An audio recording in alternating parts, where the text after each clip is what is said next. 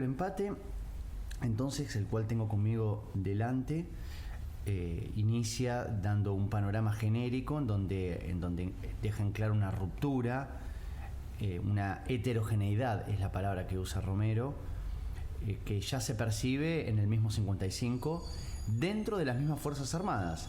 Habla de un sector liberal, antiperonista, y por otra parte un sector nacionalista, que es el que encabeza Lonardi, que pretende avanzar sin Perón, por supuesto, pero conciliando con muchas de sus políticas.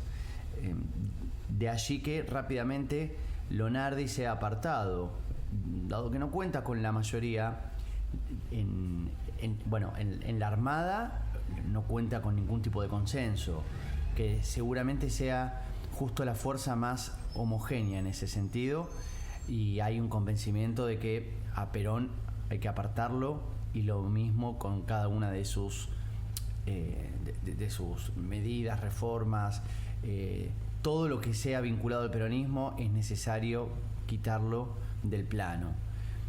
Esta corriente va a estar particularmente encabezada por el contraalmirante Isaac Rojas, quien ocupará el cargo dentro de la Revolución Libertadora de vicepresidente de la Nación. Por parte del ejército hay disidencias, dado que hay una parte que todavía incluso apoya a Perón, y esto lo veremos prontamente con el levantamiento del 56. Sin embargo, se impone la postura antiperonista, liberal, desplazando a Lonardi y llegando entonces a la presidencia en el mismo 55, en el mes de noviembre, creo, si no mal recuerdo, por parte de Pedro Eugenio Aramburu, quien va a encabezar como máximo referente el gobierno de la Libertadora. Entonces, toda esa idea de el empate, perdón, del empate no, ahora voy a mencionar el empate, de ni vencedores ni vencidos, bueno, va a quedar totalmente apartada. Voy pasando las hojas, así que si escuchan que hay algún ruido de páginas, justamente por eso, para intentar ir de la misma mano que avance el capítulo.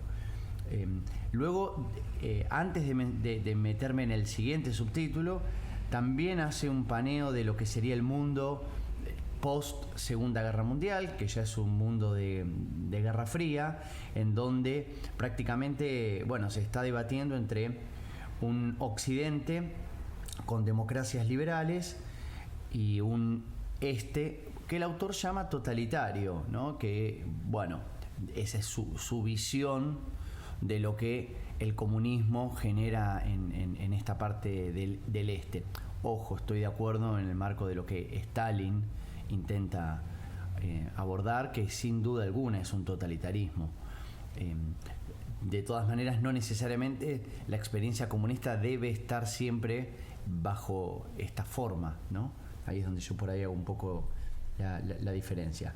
Entonces, en este mundo cambiante es al cual la Libertadora le toca echar en rienda sobre la nueva Argentina, básicamente, con una transformación económica en donde hay una visión por parte de esta idea liberal de un ingreso masivo del capital extranjero.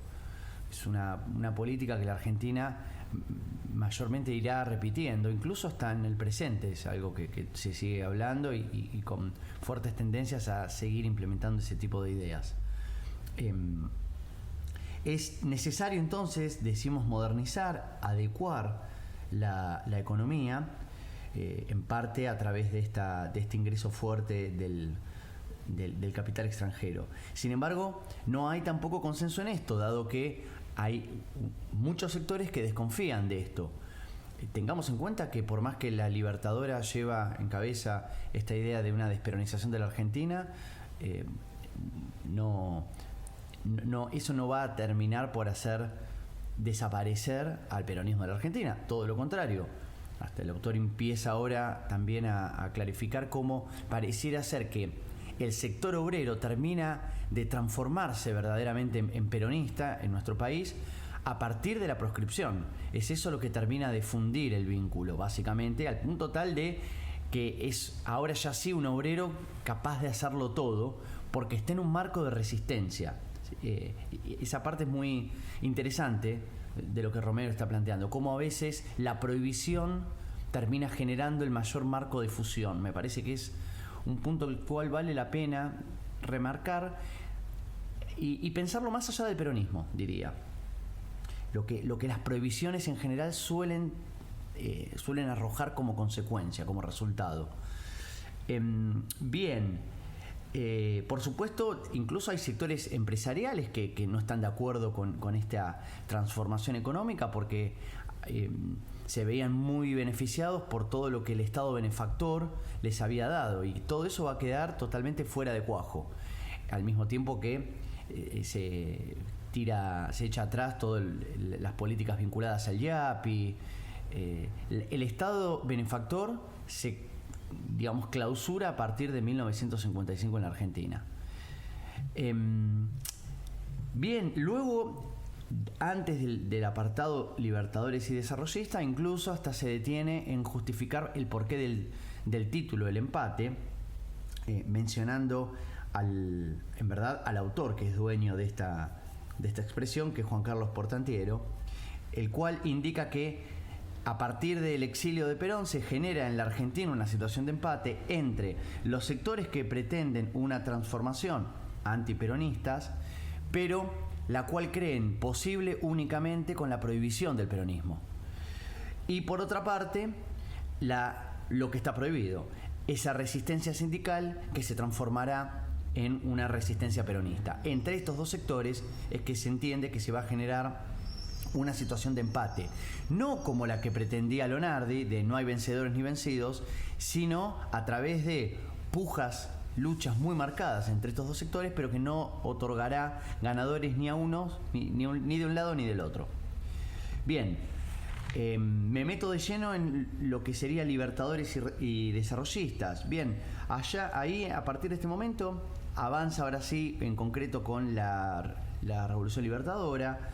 Menciona el levantamiento de Juan José Valle, el que yo les mencioné, del año 56, que luego narrará Rodolfo Walsh en Operación Masacre, que evidencia dos cosas. Primero, cuán vivo está el peronismo, incluso dentro del ejército. Y por otra parte, cuán lejos puede llegar la Revolución Libertadora en esto de la idea de desperonizar.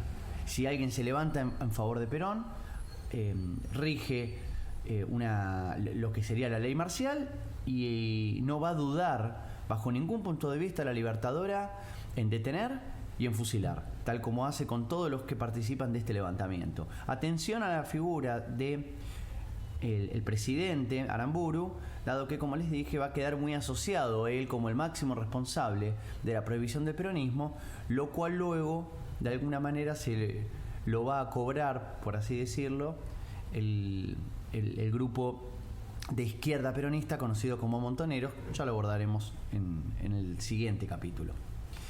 Bien, continuando entonces, avanzo. Nos cuenta cómo la Libertadora establece una junta consultiva, que es una especie de guiño para intentar dar cierta participación a los partidos políticos, pero con una limitación muy clara. Son las Fuerzas Armadas quienes están gobernando, incluso dentro de esa junta consultiva. Por supuesto que al peronismo se lo deja relegado, pero también al comunismo, porque acá es donde aparece el otro gran enemigo de las Fuerzas Armadas, lo cual Perón va a leer muy pero muy bien desde el exilio, y que terminará por dar esa fusión entre algo que durante su gobierno era irreconciliable: comunismo con peronismo. Y aparecerá esa famosa esa segunda faceta conocida como la tendencia revolucionaria.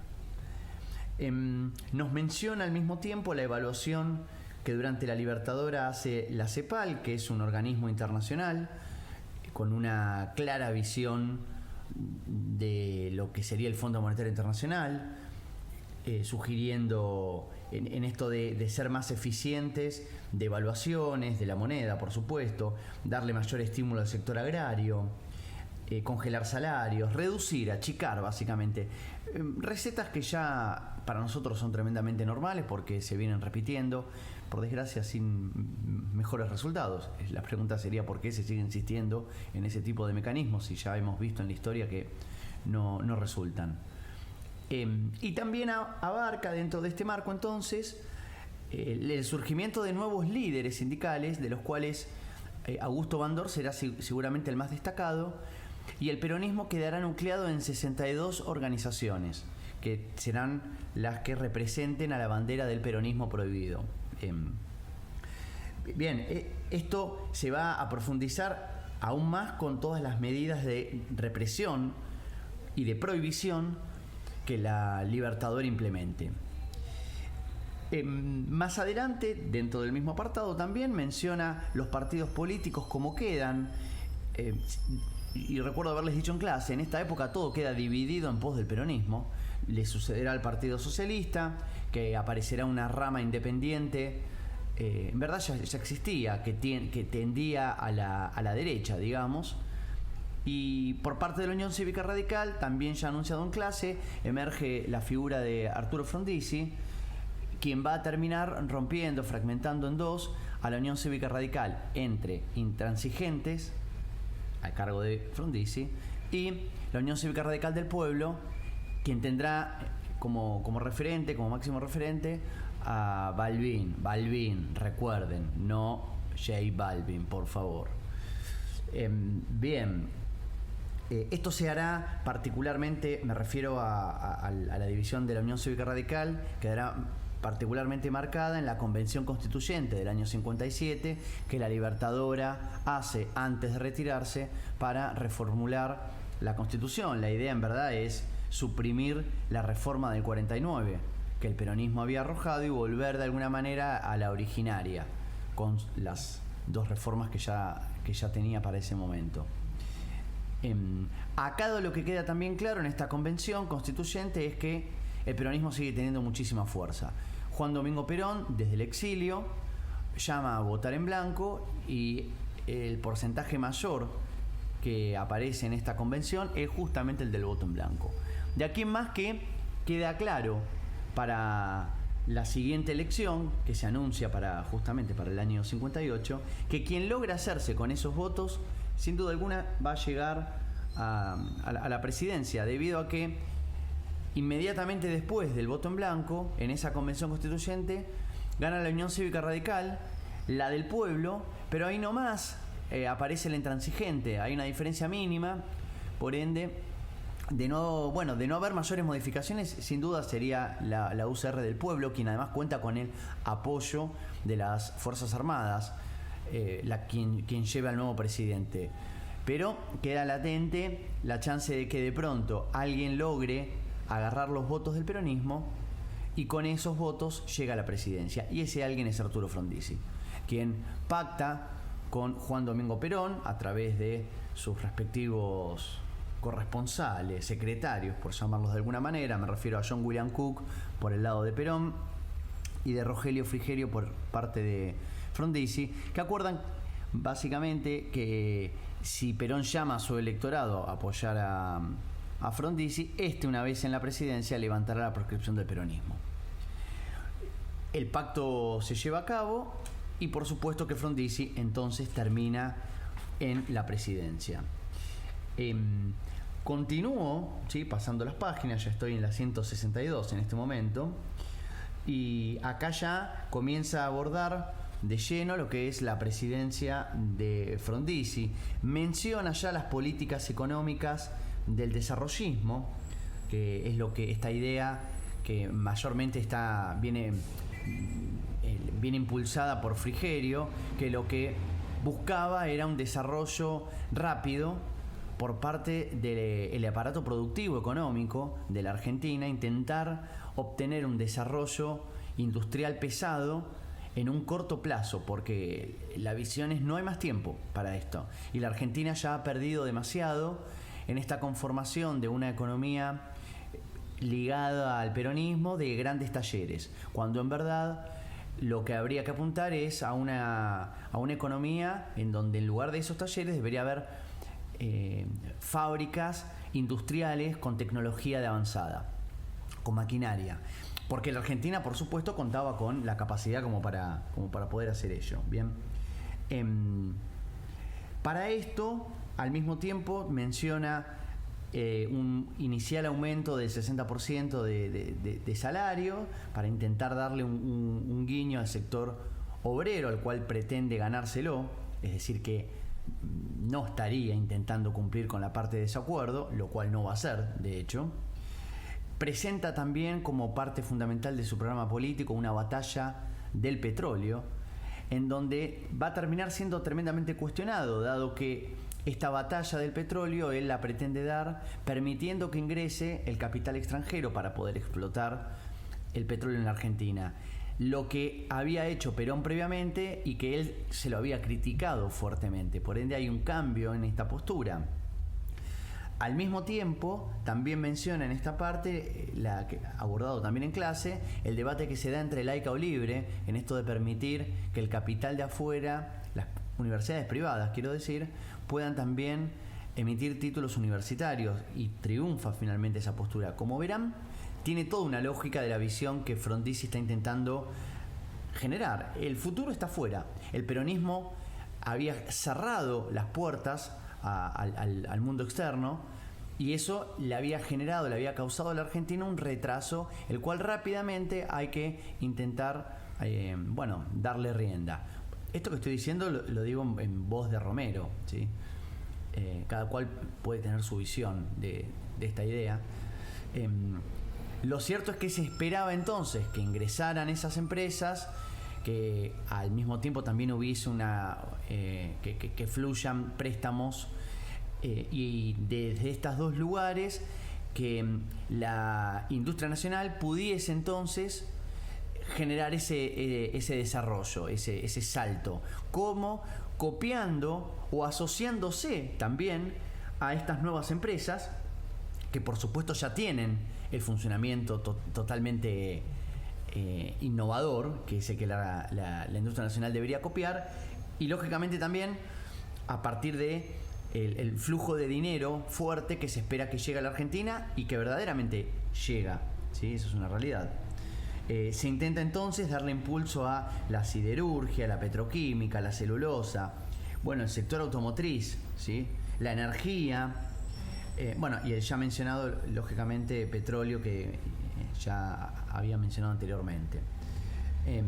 Estos son un poco como los lineamientos principales de la primera parte de la presidencia de Frondizi, pero que van a venir acompañados de si bien esto surte un efecto buscado, deseado en esto, porque estas ramas comienzan verdaderamente a crecer en la Argentina, cosa que no se había dado, pero también lo que crece, algo muy común para nosotros, la inflación. Y es aquí cuando se genera un cambio de visión en la economía. Ingresa Álvaro Alzogaray, es desplazado del Ministerio de Economía Rogelio Frigerio, y con Alzogaray aparece ese famoso programa ortodoxo de devaluación, de fuerte pedidos de préstamo al Fondo Monetario, al Banco Mundial. Se desarrolla todo un plan conocido como Plan de Estabilización, que justamente lo que busca es achicar, básicamente, el cual al mismo tiempo lo va a fusionar con una fuerte tendencia a la represión, debido a que el sector obrero comenzaba cada vez a tener mayor desencanto con las políticas de Frondizi y a desarrollar, por ende, planes de lucha, con paros, con movilizaciones, con tomas de locales, digamos, de fábricas, el cual particularmente tendrá su máxima expresión en el frigorífico Lisandro de la Torre, a principios del 59, en donde se llevará a cabo, quedará muy, muy, muy clarito esta idea del plan Conintes, que Frondizi, como presidente democrático, implementa, en el cual se le habilita a las Fuerzas Armadas a participar de la represión en el marco interno, cosa que, hemos mencionado, no está permitido. Para eso se encuentran las fuerzas de seguridad. Y ya en esto uno puede encontrar un primer antecedente de un gobierno democrático que estaría permitiendo un avance que no debería suceder de parte de las Fuerzas Armadas en ámbitos que no son los que corresponden. Este plan Conintes cae muy mal en el sector obrero, pero también en las Fuerzas Armadas, porque se ven de alguna manera como utilizadas por un gobierno que comienza cada vez a temblar más. Bien, la figura de Bandor, acá te la menciona también, vinculado a la UOM, ¿no? Es un sindicalista de este rubro de la metalurgia.